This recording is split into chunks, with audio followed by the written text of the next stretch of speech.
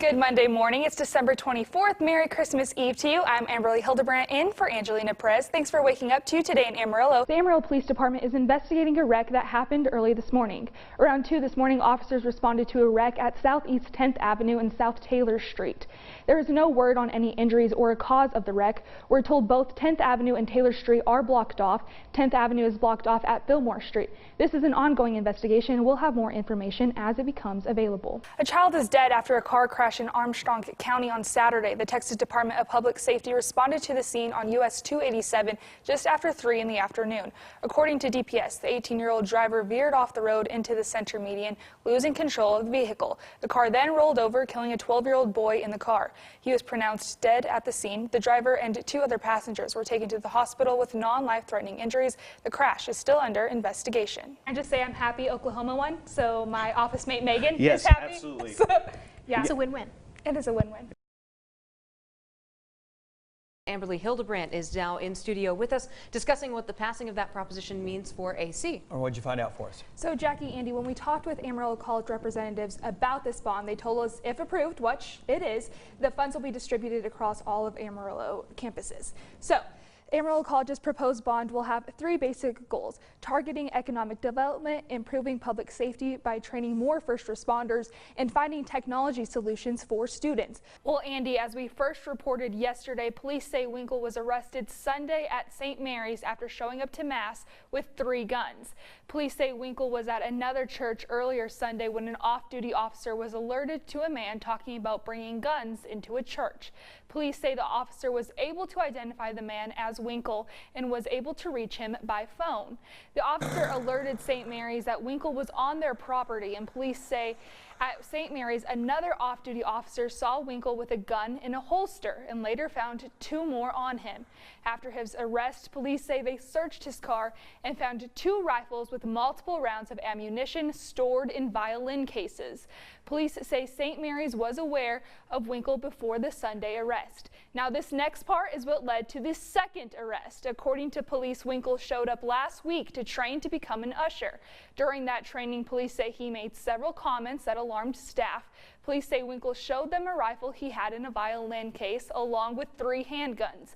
Police say this is why the church hired an off-duty officer to work security on Sunday. Corporal Jeb Hilton says Winkle was charged both times because the school is attached to the church.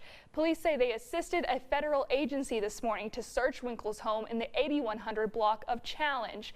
An FBI official says there was law enforcement activity there today. Now, at this time, no documents have been filed involving Winkle's arrest Sunday or today's search of his home. You are in the market for a new home, or maybe you just like looking at all the new designs and home trends. The Parade of Homes is for you. So I stumbled in on a home and I found Eddie Husky with Beat & Bow Homes.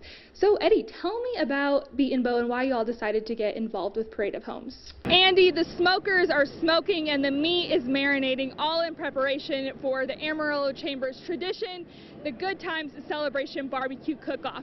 Now, for 23 years, thousands of people have come to Polk and Tyler Street to taste some of the best barbecue in the Yellow City, and we're gearing up for it right now. So here's a look at what the grill masters are doing before the big event.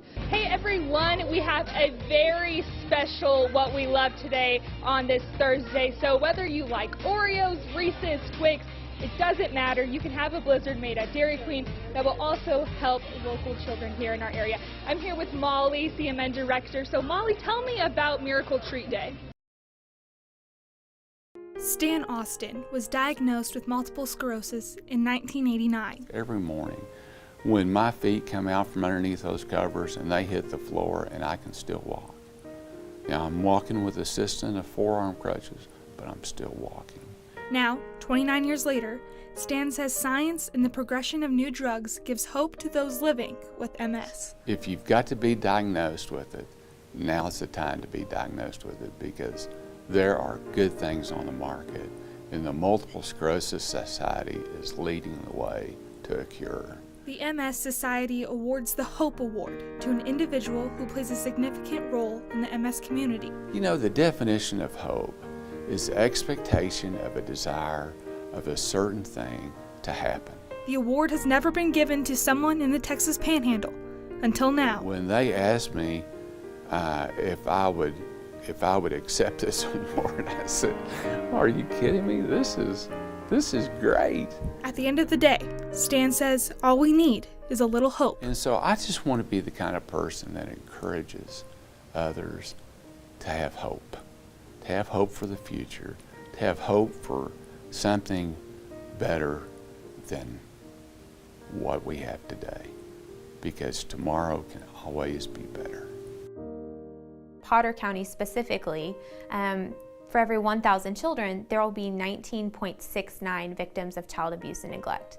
The state average is actually around 9 for every 1,000. So Potter County is more than double that number, and that number has just steadily climbed over the past several years. Amarillo area CASA works with children who are victims of abuse or neglect here in the Panhandle. Neglect is the biggest issue in the Panhandle. Because of substance abuse, there are a lot of kids that are going to come in for neglectful supervision. So anytime you see a child alone, or you hear about a child having to be alone often, and that's kind of a repeated thing you're hearing, that could be a huge indicator that there's neglect happening. CASA works with children who have already been removed from their homes because of abuse or neglect. So we see the long-term effects it has on kids.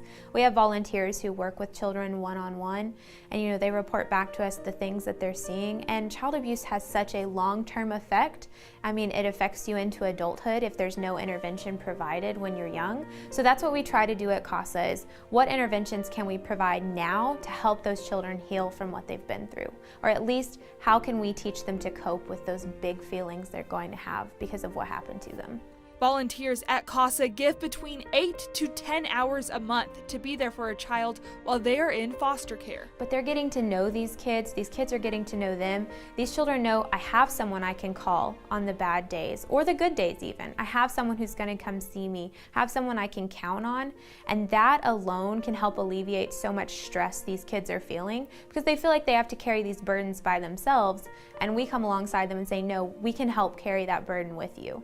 Vines says the first thing that many people can do is be willing to stand up and speak out for kids. So many times we don't want to get involved in other people's lives. We're afraid we're going to step on toes, we're crossing a boundary, but we don't get the benefit of the doubt when we're talking about child abuse and neglect. It's okay to make reports. That doesn't necessarily mean CPS is going to remove those children right away. If nothing's going on, nothing's going on.